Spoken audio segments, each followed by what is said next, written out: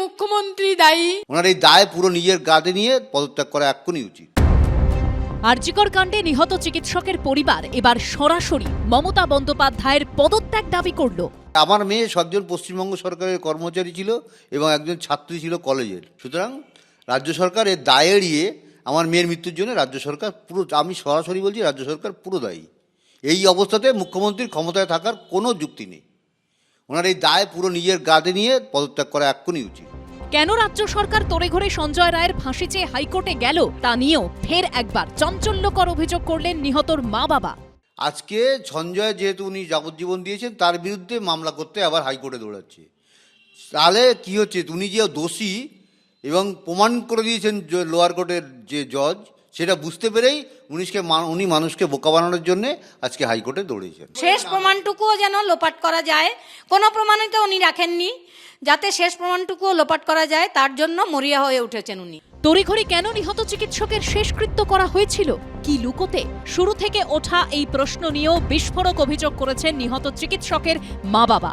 তখন আমার মেয়ের দেহটাকে চুল্লিতে ঢুকিয়ে দেওয়া হলো, তখন আমাদের এখানকার এমএলএ নির্মল ঘোষ সঞ্জীব মুখার্জির পিঠ চাপড়ে ওয়েল ডান বয় বলছিল। এই নির্দেশ আমি মনে করি মুখ্যমন্ত্রীর পুরো হস্তক্ষেপে এটা হয়েছে। এরা সম্পূর্ণভাবে তথ্য প্রমাণ লোপাটের সঙ্গে যুক্ত। এদের কেন পুলিশ সিবিআই গ্রেপ্তার করে তাদের কঠোর শাস্তি দিচ্ছে না, এটা আমার সমস্ত সরকারের কাছে এবং রাজ্য সরকার, কেন্দ্র সরকারের কাছে।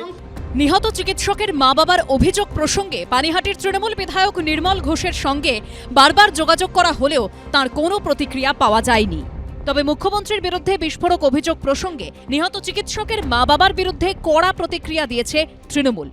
যে মুখ্যমন্ত্রী, যে পুলিশ 24 ঘন্টার মধ্যে তার মেয়ের ধর্ষক এবং খুনিকে ধরে আনলো, তাকে ধন্যবাদ জানানোর বদলে যদি অন্য কোনো ধরনের বিরূপ মন্তব্য হয় এবং আদালতের সব প্রসেস দেখেও, তাহলে ধরে নিতে হবে যে এই অন্ধ তৃণমূল বিরোধী কিছু অশুভ শক্তির হাতে তারা পরিচালিত হচ্ছে।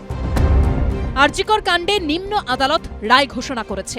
এবার আইনি যুদ্ধ হাইকোর্টে। অজস্র অধরা প্রশ্নের উত্তর কি কোনোদিন পাওয়া যাবে? উজ্জ্বল মুখোপাধ্যায়, কৃষ্ণেন্দু অধিকারী ও সমীরণ পালের রিপোর্ট, এবিপি আনন্দ।